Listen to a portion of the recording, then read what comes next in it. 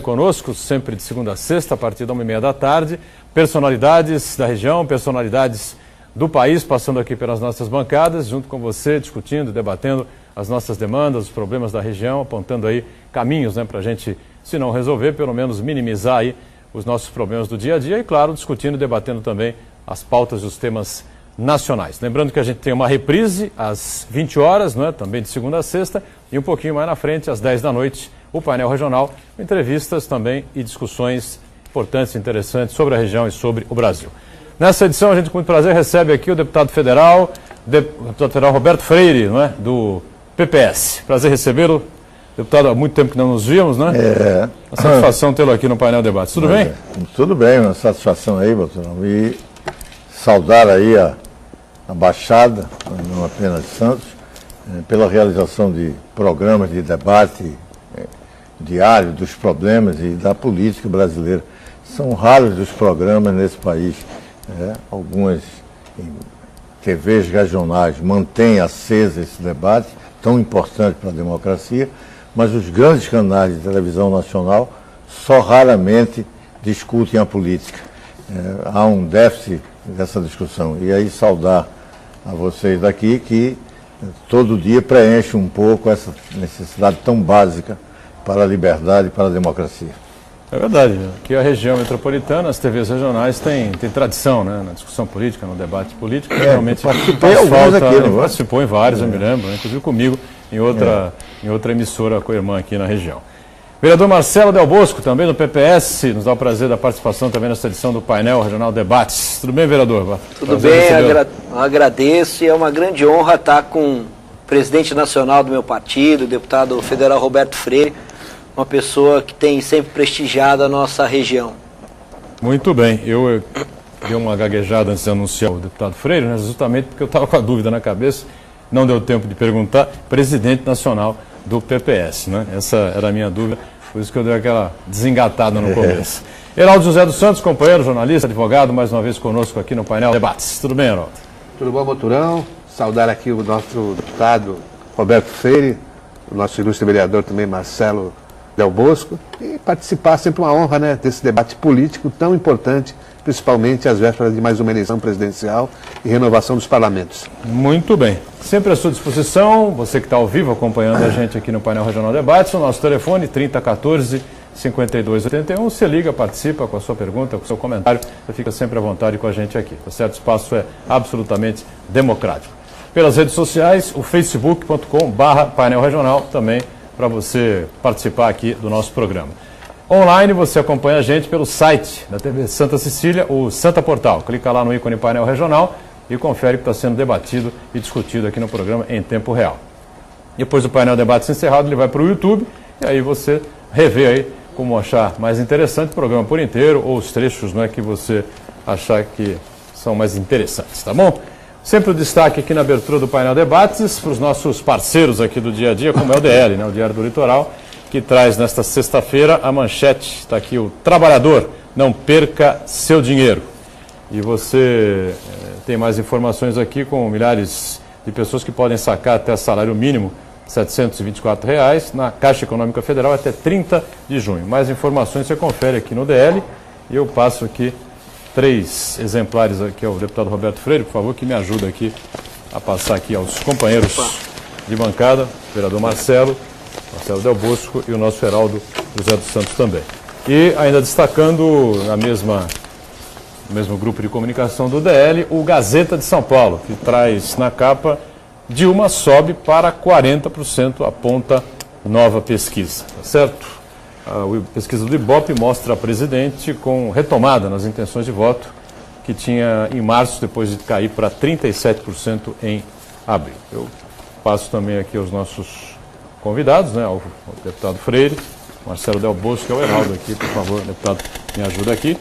E evidentemente que a gente vai aproveitar uma liderança nacional importante, como é o Roberto Freire, participando com a gente aqui, e vamos abrir, claro, o programa pedindo para que ele faça uma avaliação, comente aí essa nova pesquisa do Ibope, que aparentemente reverte a tendência de queda, que apresentava a presidente Dilma Rousseff. A gente tem aqui alguns números, O presidente em março tinha 40%, caiu para 37% em abril. e voltou a 40% agora em maio.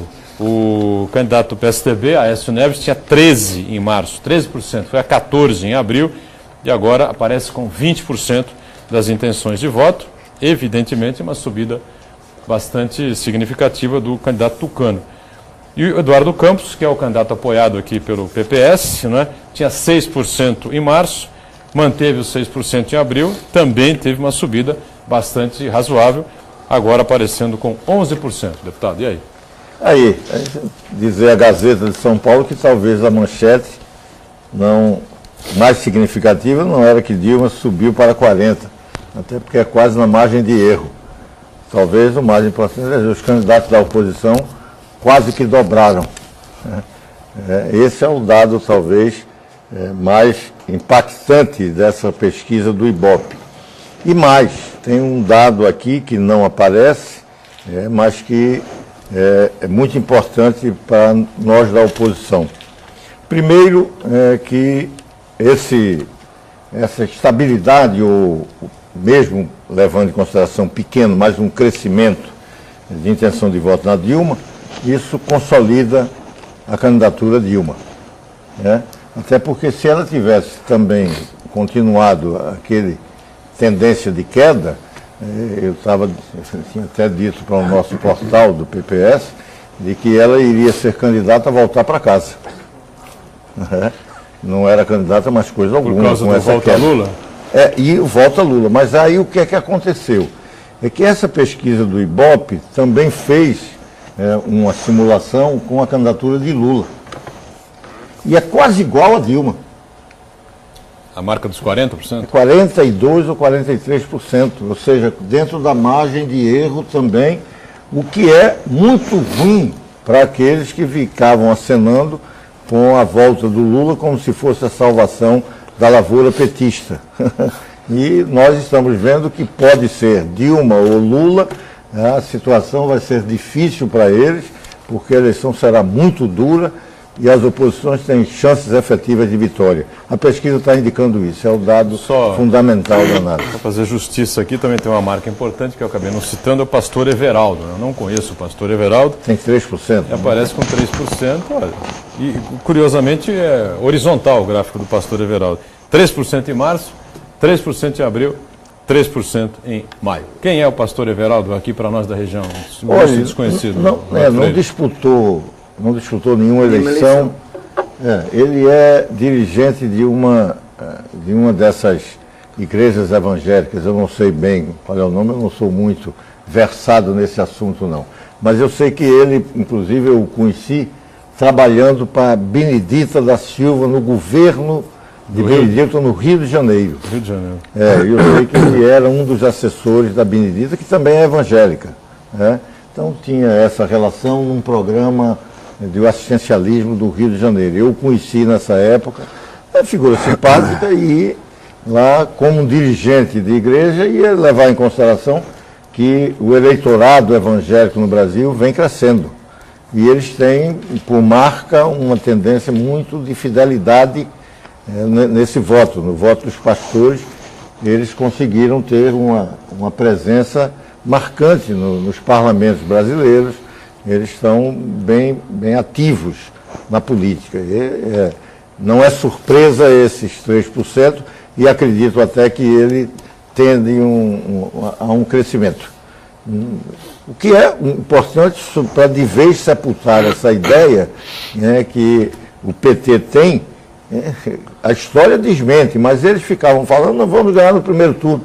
Eles não ganharam no primeiro turno eleição presidencial nenhuma. Nem mesmo no auge de Lula, ele foi para o segundo turno. Foi, na reeleição. Na reeleição dele em 2006. Foi até meio surpreendente. Ele imaginava que ia ganhar bem no primeiro turno e teve que ir para o segundo. Com Dilma também, mesmo Lula com grande aceitação, popularidade, teve um segundo turno em 2010. Ou seja, como é que ia ter agora? E esse pastor ajuda a desmistificar de vez essa ideia. Porque quando se faz que Dilma ganha no primeiro turno ou não tem segundo turno, é porque você soma apenas Eduardo e Aécio e o que ela tem. Porque não se leva somar em o Pascoal e os consideração. outros dois candidatos também E dizem. tem vários outros candidatos que vão ter também. Chegam a 2, 3% 3% também, ou seja, você tem 40% para Dilma Rousseff, 38%, mais ou menos 37%, 38% para os outros. Eu fiz essa soma aí. Então, que dá um empate técnico aí, na verdade. Né? Claro, A pesquisa, porque... na verdade, tem várias interpretações, né? É preciso fazer a melhor possível. Queria que o Marcelo Del Bosco e o Heraldo ficassem à vontade também, para a gente aproveitar o que o deputado Freire, né? Para comentarmos aí assuntos importantes relativos aí ao quadro nacional. O vereador, evidentemente, acompanhou também esses números, está atento aí também à eleição nacional. Atento, Claro. E nós temos uma função muito grande na Baixada Santista, a Baixada Santista que tem no cenário nacional uma importância, não só pelo porto, pelo maior porto da América Latina, mas também pela questão do pré-sal. E nós estamos enganjados aí na campanha do pré-candidato Eduardo Campos.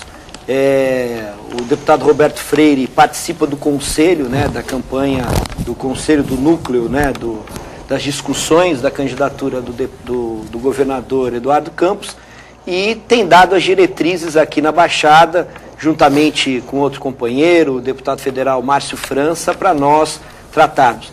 Existem outras pessoas aqui da cidade, o ex-deputado Del Bosco Amaral, o ex-deputado federal Vicente Cassione, pessoas que estão aí lutando e trabalhando para que realmente Eduardo Campos tenha a vitória na Baixada Santista. Para a gente é muito importante que o Eduardo, nós que temos participado, estive em próprio Recife com o Eduardo, participando de algumas reuniões importantes que o deputado federal Roberto Freire tem dirigido em Brasília, e vejo que o discurso não é um discurso de campanha, é um discurso para gerações. Realmente é um estadista que tem tudo para administrar esse país e mostrar que com fórmulas inteligentes realmente nós vamos conseguir dar um crescimento e valorizar classe baixa, classe média e também a classe produtiva do país, para nós podermos ter uma geração de emprego. Pois não, Heraldo? Bom, ficar nesse campo ainda da sucessão presidencial, o deputado foi um pouco refratário, o que consta, ao ingresso da Marina Silva, ex-ministra, na aliança com o PSB. Né? Ela não conseguiu viabilizar a rede de sustentabilidade e juntou-se aí com o PSB e hoje é candidata, forma na chapa como vice.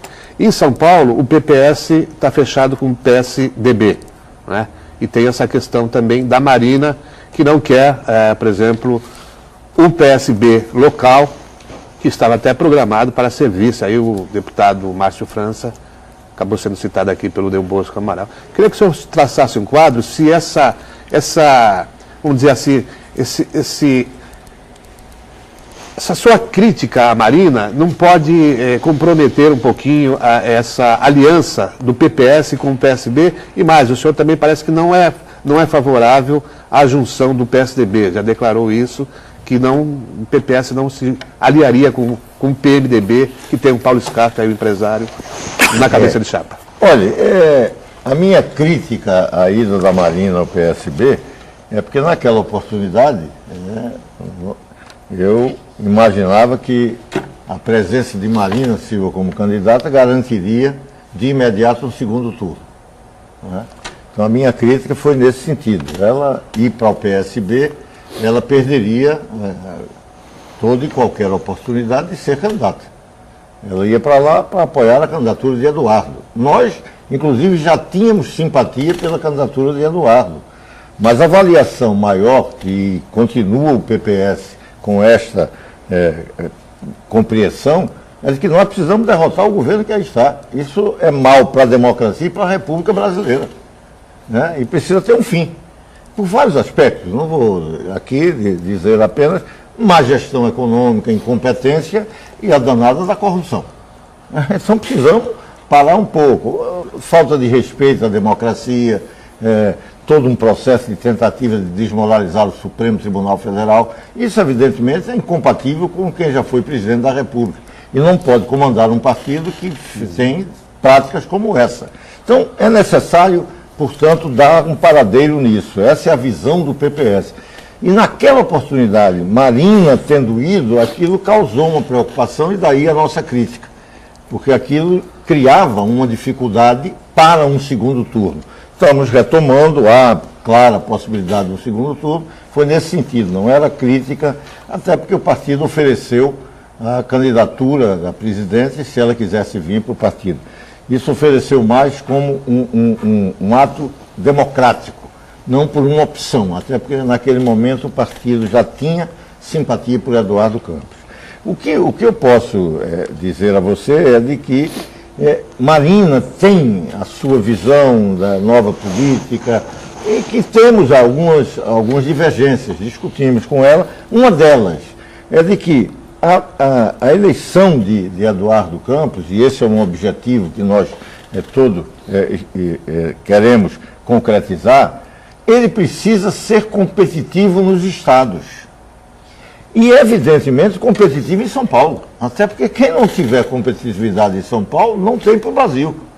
Ele disputar a presidência da República, ele precisa ter presença em São Paulo. Lançar um candidato inexpressivo, isso não é apenas para o candidato inexpressivo que não vale. Não vale para ele. Porque torna a candidatura dele menor. Como Geraldo Alckmin admite um palanque chamado plural, apoia Aécio Neves, mas apoia também forças políticas da candidatura Eduardo, como um grande palanque das oposições brasileiras em São Paulo, está correto, isso é uma posição correta. Porque qualquer um dos dois, Aécio ou Eduardo, que chegar à presidência, vai com uma força política de expressão nacional em São Paulo. Agora, Alckmin estaria então em dois palanques, é isso? Não, ele vai estar apoiando o Aécio, mas o candidato dele é Aécio Neves. Aécio, que é do partido, está bem, que vai ser. Mas há forças políticas que o apoiam em São Paulo e apoiam Eduardo Campos a nível nacional. E ele tem a posição de abertura, como nós do PPS, mesmo apoiando Eduardo, tem posição de abertura para Aécio. Eu não faço crítica a Aécio. Eu não voto em Aécio, voto em Eduardo, por opção. Mas considero Aécio um grande candidato. E se ganhar, nós estamos bem representados. Por quê? Porque o objetivo nosso é derrotar isso que eu digo. Este governo antidemocrático e antirrepublicano que está aí, além de incompetência. Nós vamos imaginar um comício lá. Um comício em São Paulo, enfim. Tem um comício em São Paulo com Aécio Neves presente e tal, o governador Geraldo Alckmin, que é do mesmo partido, o PSDB, evidentemente, vai estar presente no palanque também.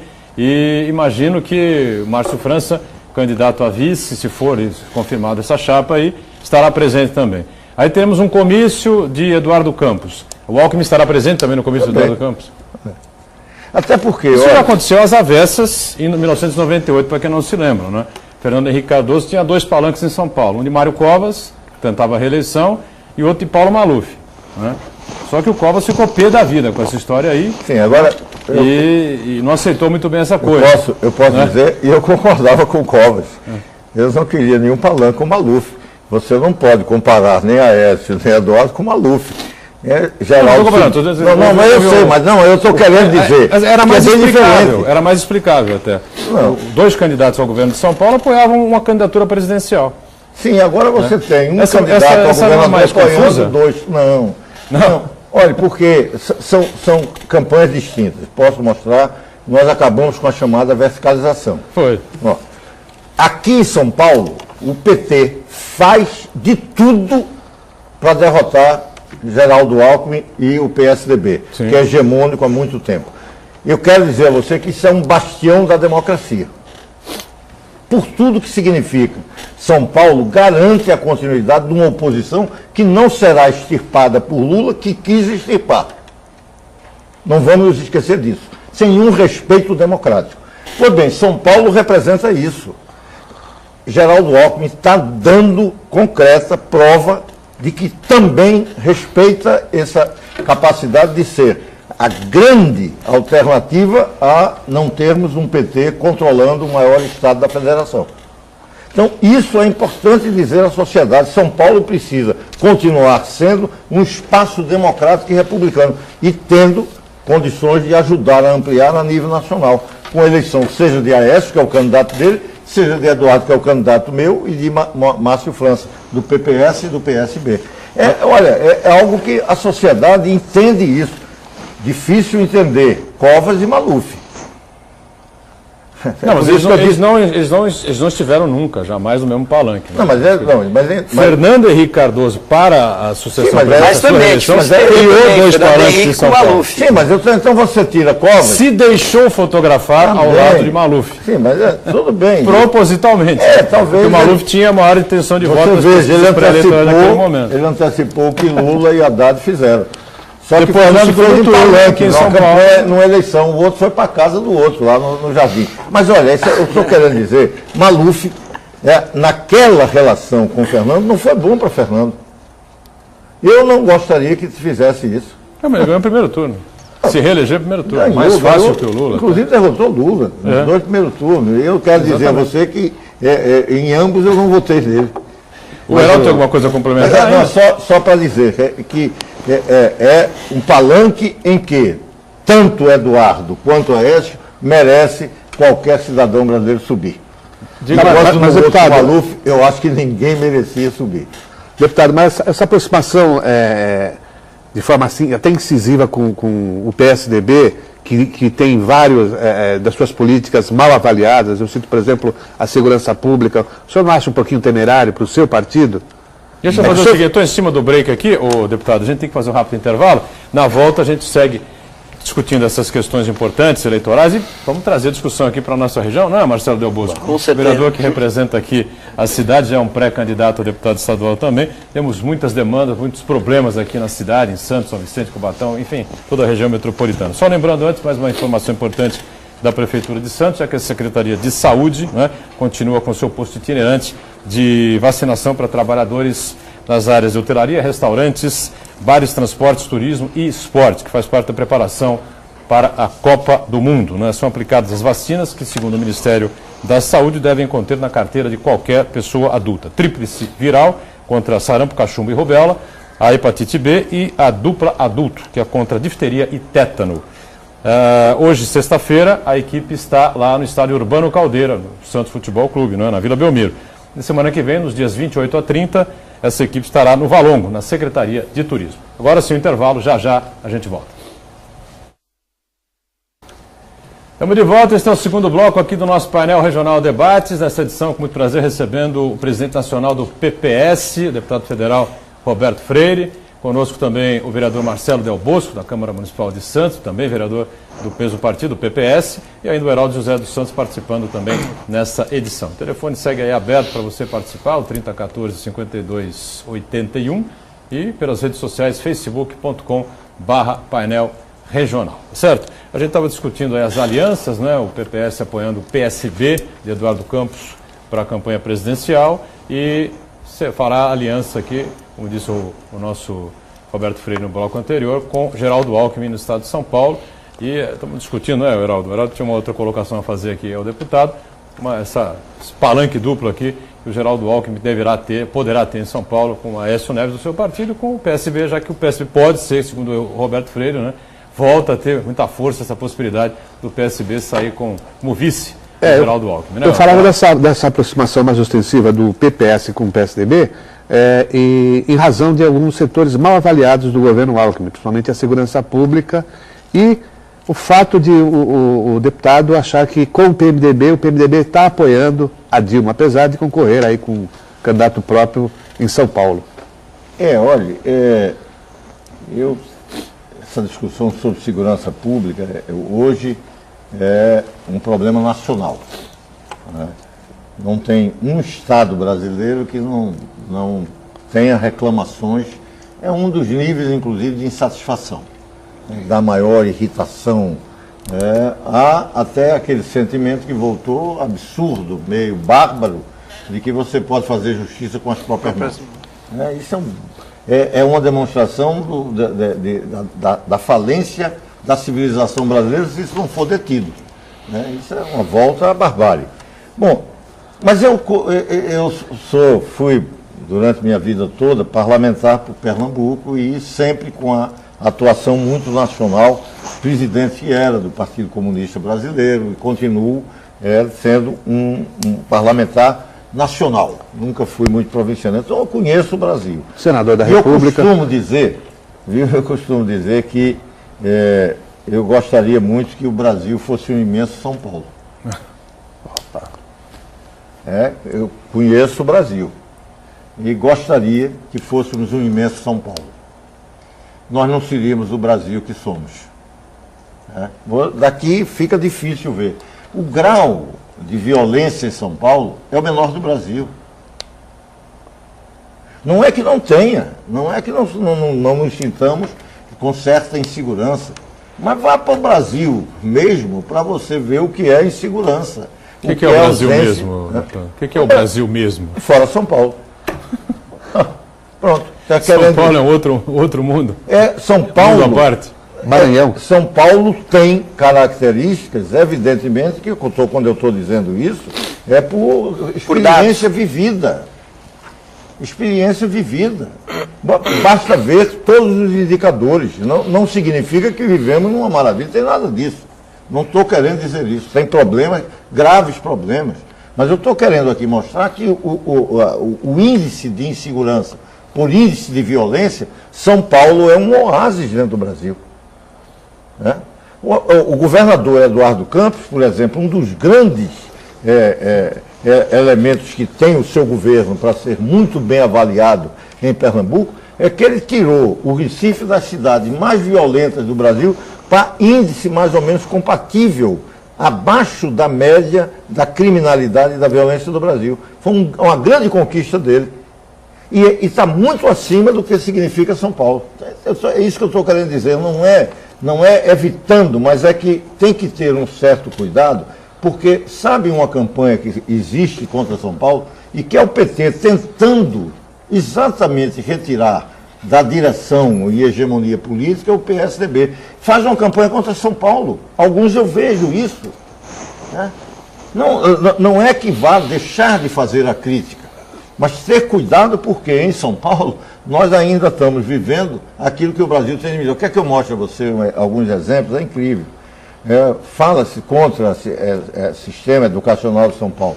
Quando você vai ver 200 universidades mais bem conceituadas do mundo, as brasileiras únicas que tem são as duas de São Paulo. A USP e a Unicamp. Quando você vai fazer pesquisa, que é algo fundamental, inovação tecnológica, para o mundo do futuro até. Quando você vai analisar, você tem São Paulo com mais de 50% da pesquisa nacional. Uma coisa que eu vivo brigando em Brasília... A USP ultimamente, viu, deputado, tem mais greve do que aula, viu? Mas isso é em todo o Brasil. Não penso que é aqui, é isso que eu estou querendo dizer. Não é você deixando de fazer a crítica aqui, mas é não pensando que só acontece aqui. É verdade. Então é isso, tem problema. Mas quando analisa, você vai ver a USP, faz greve. Mas dentre as melhores universidades do mundo, é a brasileira que está lá em melhor ranking.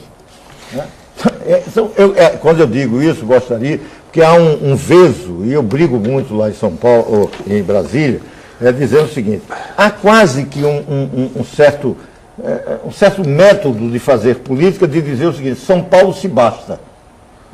Melhores estradas, tem grandes recursos, quase 40% do PIB nacional, então todo aquilo... Um país, né? Aí faz a política para o Brasil, não vamos buscar integrar, porque São Paulo tem muito a dar ao Brasil. Ao invés de ficar imaginando que São Paulo se cuide e o governo brasileiro cuidar do resto do Brasil, vamos acabar com isso, vamos juntar, porque São Paulo pode ajudar. Ao invés de ficar deixando São Paulo e cuidando do Brasil, quer um exemplo? São Paulo tem as melhores estradas. Quando você vai pegar o que é que significa o governo nacional, é cuidando das estradas no restante do país. É um desastre. Então, essa coisa tem que chamar a atenção, isso não pode continuar. Como é que São Paulo atua nesse sentido? Ao invés de fazer a crítica, vamos nos apropriar do que foi feito e saber como é que se pode, se tem condições de levar a nível nacional. Essa é uma questão, inclusive, que, por exemplo, o candidato Eduardo Campos está tendo muita consciência. Quando ele se mudou para São Paulo, não foi porque São Paulo é mais central no Brasil, não. É porque aqui é algo que você tem a aprender. Não pode se governar o Brasil não levando em consideração como São Paulo se governou. Sem dúvida. Bom, trazendo a discussão um pouco mais aqui para o nosso dia a dia, né? O Marcelo Del Bosco, o Heraldo, né? Nós temos aqui uma série de situações complicadas, o problema de mobilidade urbana, né? O trânsito cada vez mais complicado, o porto, né? Perdeu completamente agora o comando aqui para Brasília, com essa nova legislação que foi aprovada recentemente pelo Congresso Nacional. Temos problemas na área da saúde gravíssimos, maternidades fechando aqui, quase que a prefeitura tendo que fazer reuniões constantes aí com os hospitais, implorando aí. E eu queria que o vereador Marcelo traçasse esse quadro aí e comentasse um pouco a respeito disso, né?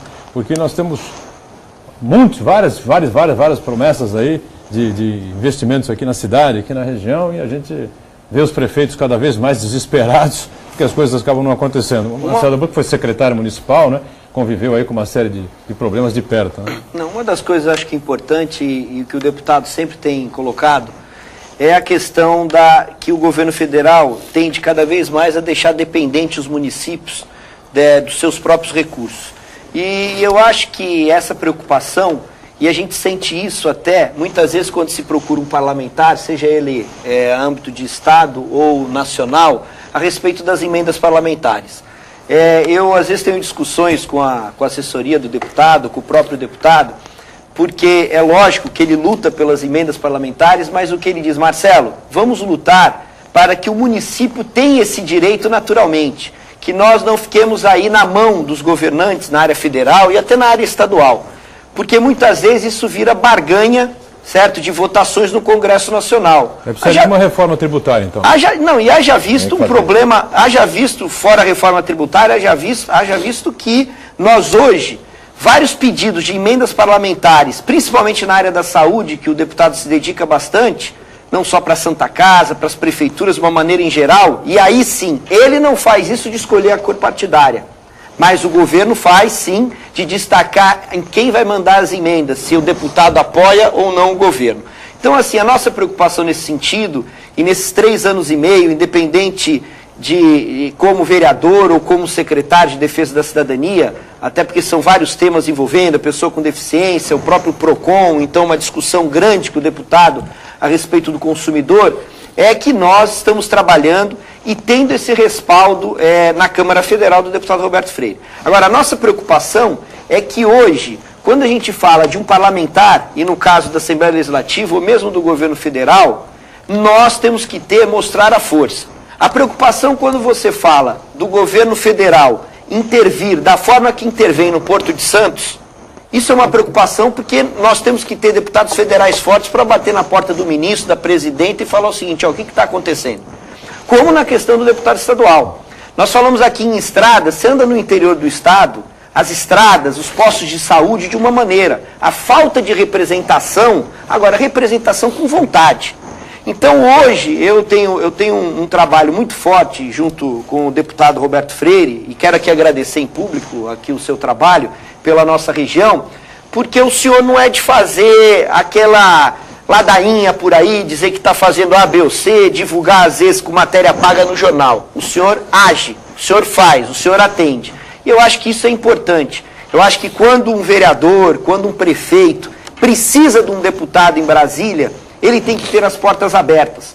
Porque hoje, sem a interferência, seja ele o parlamentar de oposição ou situação, e tem que ter parlamentar com personalidade. Eu acho que nós, mesmo o senhor sendo da oposição como eu tenho entrado em alguns ministérios e tenho tido espaço para trazer. Outro dia mesmo na ANAC, o senhor, num problema daqui da cidade de Santos, o senhor foi lá e falou com o diretor da ANAC para poder receber a comitiva de Santos. Então acho que esses pontos são importantes para deixar bem clara a população. Hoje a população está cansada da divulgação falsa ou do marqueteiro, ou marketing só, e acaba não tendo ação. Eu espero que isso, e as campanhas milionárias com essa corrupção que o senhor falou, que acabe. A nossa grande preocupação, Buturão, Heraldo, deputado Roberto Freire e todas as pessoas que estão nos assistindo, é que o dinheiro ainda dessa corrupção, dessa base aliada, essas bases aliadas que acontecem, essas trocas de favores e os mensalões que existem em todos os níveis, os mensalões que existem em todos os níveis, acabam realmente com a democracia e acabam de poder ter realmente um trabalho sério do político. Então eu luto por isso. Eu acho que essa independência que eu ouvi agora numa reunião que eu estava com o senhor, é importante dizer, eu, aqui como vereador da cidade, eu devo satisfação à população. Projeto bom, voto a favor, projeto ruim contra, mas lógico, e digo aqui, sou da base do senhor prefeito, quero ajudar o senhor prefeito. Amigo do senhor prefeito, é quem fala o que está certo ou errado, e não quem leva para o outro lado para ter alguma benesse. Recentemente, aliás, essa semana, né, o presidente Dilma Rousseff fez uma inauguração de uma linha férrea em Goiás, né? Sim. Agora, esses dias. Anápolis, né? é. Anápolis, né? É Anápolis até a ferrovia Norte-Sul. É. Curiosamente, o Marcelo Delboso estava falando dos deputados, a presença forte de deputados da região, o Heraldo. Não sei se você viu a foto via internet, né? A presidente estava no centro, né, 2 ou 3 assessores, e ali atrás, né, com o capacetezinho na cabeça, posando por trás da presidente, estava o deputado Beto Mansur, ex-prefeito de Santos, em Anápolis, hein, deputado Beto Mansur? Muito bem. Acompanhando a presidente aí em todos os cantos do Brasil. Aí sabe o que é que ele diz? É porque ela não inaugura nada em São Paulo. Ele disse isso? Não. Você que está tirando essa conclusão? Ou não traz nada aqui para Santos? Não, não traz. Não. Para Santos eu sei que não traz. Traz atropelo. Disse ele porque que o trabalho que foi feito no Porto de Brasília... Santos do governo foi um desastre. O quê? Até o trabalho que o governo federal Agora no Porto de Santos tiraram até uma brincadeira. Bom, ela gasta muito dinheiro em Cuba, agora aqui em Santos é um desastre. É verdade.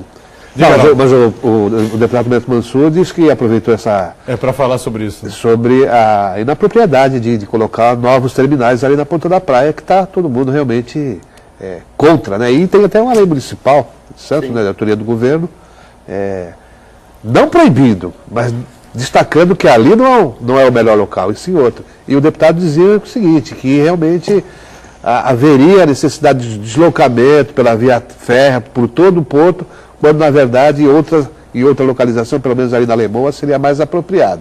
É a explicação dele, né? Agora, deputado, por que não chega para nós aqui esses recursos, hein? Para a gente melhorar a nossa mobilidade, o porto mesmo, como o senhor citou. Quer dizer, o governo, 12 anos aí praticamente de governo do PT, e recursos tem. Porque as superarenas estão aí. Não, olha. Obras urbanas importantíssimas, viu, deputado? Nós estamos aqui. O porto, o maior porto da América Latina, temos o Polo Industrial de Cubatão, temos um movimento intenso nesse sistema cheio de imigrantes, e precisamos de ponte, precisamos de viaduto, precisamos de túnel, não temos verba e a coisa cada vez mais difícil. Você vai responder isso daqui a pouquinho, vou para mais um break. Já retomamos o painel regional debate. Isso é rápido.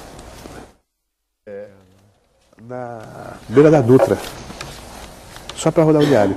E aí acabou criando a Gazeta. Nós estamos de volta, este é o terceiro e último bloco, né, dessa edição do painel regional debates, aqui com Roberto Freire, né, deputado federal e presidente nacional do PPS, o vereador Marcelo Del Bosco, aqui da Câmara de Santos, também do PPS, e o nosso Heraldo José dos Santos, mais uma vez participando com a gente. O telefone segue aberto, algumas perguntas chegando, já a gente abre esse espaço sempre importante para o telespectador. Nós fechamos o bloco passado com o Heraldo fazendo uma pergunta absolutamente pertinente aqui ao Roberto Freire, né, Heraldo? A questão das verbas, das nossas necessidades aqui regionais e as verbas que vêm assim, conta-gotas, né, pequenininho. Exatamente. Falta de investimentos, por exemplo, se abandonou de vez a navegação de cabotagem no país, que seria interessantíssima. Faz tempo, né? Não é? Hidrovias não se fala mais nada, e ferrovias, então, o que resta está aí os trilhos cobertos pelo mato, os dormentes. Esse é um problema que nós vamos ter que enfrentar. O Brasil experimentou nesses últimos anos, e não são últimos anos só dos tempos de Lula. Já vinha desde o fim do regime militar e a desorganização inflacionária, e não recobramos a ideia de um planejamento e de um projeto de desenvolvimento nacional. Houve um momento importante da estabilidade, do plano real, fim da inflação, mas um segundo passo, que era um projeto de desenvolvimento, isso não veio.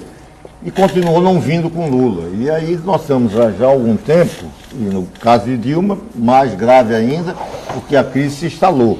É que nós estamos experimentando, por exemplo, os mais baixos índices de investimento público no Brasil. Não chega a 20 nos melhor ano. Agora estamos perto de 18% do PIB de investimento. Isso é baixíssimo, comparado ao que países fazem aqui na América Latina, com 25, 26. Eu não vou nem falar da China, que vai para mais de 30% do PIB em investimento. O Brasil tem baixíssimo investimento. E se não fosse algumas estatais, era um desastre grande para a economia brasileira, daí o desempenho medíocre, crescimento de 2%, pouco por cento. Então, o ressentimento da sociedade esse ressente, todos, de que não tem recursos para investimento.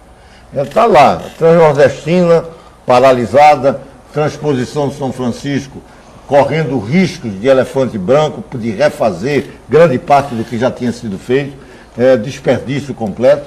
Eu não vou falar do que ocorreu com a Petrobras.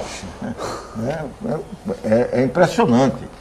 Virou um pouco brincadeira. Você comprar ferro velho, comprar refinarias que não tem nenhum sentido e por preços absurdos. E aí vem a Polícia Federal e diz, olha, havia uma organização criminosa lá dentro. A quadrilha. O Supremo já disse que tinha organização criminosa no mensalão. Então o Brasil virou um velho acordo de bandidos. Esse é um negócio impressionante. Aí vem toda a insatisfação, inquietação, irritação e falta de recursos. E a crise fiscal está lá. Hoje mesmo estava conversando com os auditores fiscais aqui de Santos e a discussão era de várias reivindicações. Eu digo, olha, o risco é de não ser atendido nenhuma, porque o governo está enfrentando uma crise grave, né, e não tem capacidade de atender isso e não está tendo capacidade de mudar ou corrigir rumos, né, na capacidade de investimentos, de atender certas demandas, e você só vê riscos de piora. Inventa um programa mais médico, que venha médico, tudo bem, quanto mais médico, melhor, né, você oferece. Mas não resolve nada a área da saúde, porque quando você vai fazer pesquisa, é um dos setores mais mal avaliados do governo, até porque sempre se diz, o problema da saúde no Brasil não é só falta de médico. Não vai resolver o problema, e está aí. Por quê? Porque não tem investimento, não tem investimento na ampliação dos serviços, de equipamentos, não tem de custeio, então não é tão fácil a situação do governo Dilma. E aí, Santos, e tem algumas distorções graves. Você tem um BNDES, inclusive, recebendo do Tesouro Nacional para fazer empréstimo pelo mundo todo. Se recebermos tudo isso lá na frente, ainda bem. Eu não sei quantos calotes virão. Mas não poderia o BNDES estar muito mais presente em investimentos também nacionais? Mas é evidente que sim. Claro, mas isso não foi feito. Somente aqui no nosso caso, né? Já que o Porto Santos, sim, vários a gente sabe que movimenta mais de 25%, aí, 28%, 30% aí do PIB nacional, né? Só para o PIBinho, infelizmente é o PIBinho. Né? Não temos grandes investimentos, e olhe que na questão logística e de estrangulamento, nós estamos muito próximos a um efetivo estrangulamento na nossa infraestrutura. Né? Até porque esses aeroportos que estão sendo modernizados, uma parceria que fizeram aí para a Copa, melhoraram alguns, ampliaram, mas ainda é insuficiente. É insuficiente para as nossas necessidades. Não é para a necessidade de turista que vem para a Copa do Mundo, não, que isso sempre foi uma balela. Copa do Mundo nunca é um grande momento de grande turismo. Isso tinha que se dizer grandes isso. Técnicos dizem isso. Não é, o futebol não gera isso. Não é um momento. Talvez o carnaval seja muito mais expressivo. E a gente está todo dia no aeroporto. Não é só no momento de vender a imagem positiva, né? Do país. Eu acho que nós não estamos conseguindo fazer isso. A imagem está negativa, né? Porque não conseguimos fazer. Lembrando que eu já disse aqui outro dia, nós temos correspondentes dos principais jornais do mundo inteiro aqui há um ano aproximadamente, né? Acompanhando o que as nossas principais emissoras fazem quando a Copa do Mundo é em outros países, era disputada em outros países, não foi na África do Sul, foi na Alemanha, enfim, a Globo e outras emissoras mandaram seus correspondentes para lá um ano antes para passar para nós todas as informações, não só esportivas. Vamos lembrar que aqui acontece ao contrário. E ontem mesmo, via de mão dupla, mesmo, nas principais, na imprensa internacional, saiu todo o caos do trânsito de São Paulo, né? Da questão da violência. Hoje mesmo de manhã, agora fecharam na Grande São Paulo, né? A greve agora foi na Grande São Paulo e causando um caos dentro da São Paulo, Osasco. Então isso daí vai ser de uma forma muito negativa e com certeza isso já está sendo negativo para o país todo, né? Olha, mas deixa eu só dizer, isso é fruto de um processo democrático. Uma crise econômica gera isso e não é só no Brasil. O problema da nossa Copa é que nós soubemos da FIFA há 7 anos atrás que iríamos sediar uma Copa. Poderia ser uma coisa mais modesta, não precisava 12 sedes, poderia ser algo compatível com o tamanho continental do Brasil, porque você dizer, tem 10 sedes na Alemanha, tá bem, mas a Alemanha é do tamanho da Bahia. Mais fácil. Ou até menor. Claro. Mas o Brasil, você inventar até 12 sedes, é uma distância continental, que você vai estar andando. Os Estados Unidos foram 8 sedes. Mas, de qualquer forma, o grande drama nosso é que, passados 7 anos, nós estamos na véspera de começar e não temos pronto todo o equipamento fundamental para a realização do evento, que são os estádios, que hoje estão chamando de arena. Não vou falar do legado da mobilidade urbana, não vou falar de tudo aquilo que foi inventado. O próprio estádio, tá? A FIFA lá, gerando, inclusive, um risco, eu aqui aviso. Nós podemos não sediar as Olimpíadas de 2016. O COI está analisando bem qual é a capacidade do Brasil, que com 7 anos não resolveu a Copa, com 9 não vai resolver a Olimpíada, porque só falta 12 e não tem nada. O Uriel Vilas Boas está participando mais uma vez com a gente aqui e diz assim, como é que os convidados veem a possibilidade da Baixada eleger uma representação legislativa e estadual como era antigamente, né? Existe essa possibilidade? Ou seja, de se aumentar a representatividade, não é, Marcelo? Eu acho que sim. Eu acho que, em primeiro lugar, vai ser uma eleição totalmente diferente. E vejo que os candidatos vão ter que se apresentar, mostrar os seus projetos, mostrar a sua intenção e estar na rua. A população quer reconhecer, quer sentir, quer saber o que eles pensam. Então, e hoje alguns nomes fortes, né, como o próprio Paulo Alexandre, hoje prefeito de Santos, o Bruno Covas sai a federal, na questão de estadual, que é uma área para chegar à Assembleia Legislativa, tem aí um vazio. Então eu vejo que é uma forma de andar toda a região, né, e poder representar a região, essas pessoas que saem candidato a deputado estadual. Foi o Uriel que fez. Foi.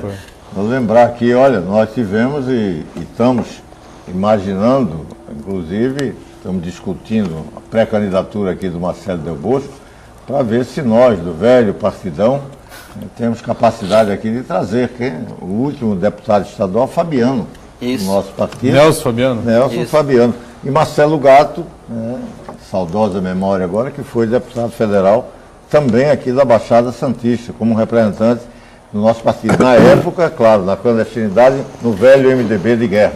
Nós estamos pensando isso e o nosso Marcelo aqui, quem sabe, pode ser um desses representantes da Baixada Santista. A Baixada tem uma característica curiosa, né? O Heraldo também acompanha bem isso, né? Tem uma legislatura, nós temos 6, 7 deputados estaduais, 4 federais. Aí a legislatura seguinte, nós temos 3 estaduais e 2 federais. Ou seja, né? Oscila muito aqui essa situação. Já tivemos mais. Eu acho que essa eleição realmente vai possibilitar, eu acho que a ampliação, sim, da nossa representação, quer na Assembleia Legislativa, quer no Parlamento Federal. E eu acho que terão um destaque maior os novos candidatos que se apresentam, porque esses aí que já foram, que foram prefeitos, essa coisa toda, eu não acredito muito no sucesso.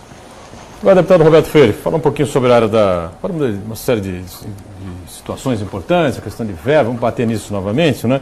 A questão da área da saúde, né? É um drama nacional, você citou bem, e a Baixada Santista, o Marcelo é um representante aqui do nosso parlamento local aqui da cidade de Santos, mas acompanha aí, está sempre antenado com as coisas da região, né? E a gente tem um drama danado na área da saúde e a cidade de Santos, através da Santa Casa, da Misericórdia e através do Hospital Guilherme Alva, concentra aí, sei lá, 60%, 70% dos atendimentos, ou mais, né? Chega até 90%, hein? Até 90%, sei lá, dos atendimentos hospital, de toda a região metropolitana, né? Tudo acaba desovando aqui, né?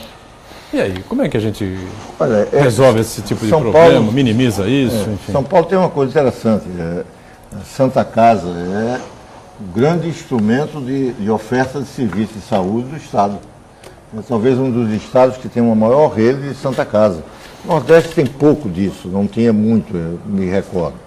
Eu, nesse campo, por exemplo, eu me caracterizei por fazer emendas para a área da saúde. Por quê? Como parlamentar oposicionista, pode ser até que isso mude agora, porque aprovamos uma emenda constitucional do chamado orçamento impositivo. Mas o orçamento, tal como era executado, o governo federal não tem um espírito republicano. Ele executa a emenda de quem lhe interessar. usa a emenda como moeda de troca, para votar aquilo que tem o governo interesse, e não aquilo que significa o interesse público, uma emenda que vale a pena. Eu, analisando dessa forma, não vai ser liberada emenda minha, como posicionista que sou, mas eu vou colocar num setor que é prioritário. Então, minhas emendas, em grande parte, foram para santas casas de saúde. Aqui em Santos mesmo, sim, apresentei já durante todo esse mandato emenda para a Santa Casa. E fiz isso para vários municípios. Lamentavelmente, não foram executadas. Foram raras as emendas executadas. Santos até a gente teve, o Marcelo Del Bosco ajudou muito, trabalhando, insistindo, foi até aquinhoado um pouco. Alguns outros municípios não foram, né? Eu apresentei, e aí você vê, nós estamos agora discutindo no orçamento impositivo obrigatoriedade para a área da saúde. Todo parlamentar, naquilo que for verba destinada, terá que um percentual para a área da saúde. E com a imposição, vamos ver se mais recursos vêm. Qual é um drama que acontece? Por exemplo, o município tem que contribuir com 12% do seu orçamento para a área da saúde. Obrigatoriamente, o Estado tem que também contribuir com um percentual. O governo federal não tem a obrigação de contribuir com nada. E nós, vai ficar fácil, né? E nós estamos tentando, há mais de 15 anos, votar uma emenda, que foi até, num começo, muito discutida, quando Serra foi ministro da Saúde, a obrigatoriedade do governo federal aplicar também um percentual fixo do seu orçamento. Não estamos conseguindo isso porque o governo federal não quer, não aceita e impede que nós aprovemos. E fica esse caos. E pensa que com mais médicos vai resolver. Não vai. O sentimento da população, e é a verdade, basta olhar os nossos hospitais, saúde, está aí, volta o dengue no estado de São Paulo. E agora com que é um problema tipo novo, né? Um tipo novo que levou a óbito. É um programa federal que você tem há muito tempo e que São Paulo tinha, parece que contido um pouco, volta com todo o gás. E não só na capital, começa a se estender também por área do interior. Nós estamos vivendo aí problemas graves na área da saúde, regressão completa. Né? Eu dizia que um tipo diferente aí de dengue, né? Que teria levado a óbito uma pessoa no interior do estado, um problema cardíaco causado por pela febre, problema originado pelo problema da dengue. Nós estamos nos aproximando aqui do finalzinho do programa, né? Deputado, foi um prazer recebê-lo aqui. Espero que volte em outras oportunidades antes da campanha começar, para a gente discutir a cidade, a região e o Brasil, que precisamos. Muito obrigado. Viu? Eu aqui agradeço, viu? Foi ótimo. Bom programa para a gente, à vontade, de discutir. Quero dar parabéns a vocês aí por um programa bem democrático. Obrigado, deputado. Meu caro vereador Marcelo, também espero recebê-lo em outras oportunidades e obrigado pela participação. Eu que agradeço também a presença do deputado aqui na nossa cidade, a você, ao Heraldo e a todos que estão nos assistindo. Valeu, Heraldo. Obrigado mais uma. Eu que agradeço também, continuamos até uma outra oportunidade. Obrigado a todos, né? Você que nos acompanhou, não é? O Painel Debates fica por aqui. A gente volta na segunda-feira, sempre às 1h30 da tarde. Temos uma reprise às 8 da noite. Um pouquinho mais na frente, às 22 horas, do Painel Regional. Tchau.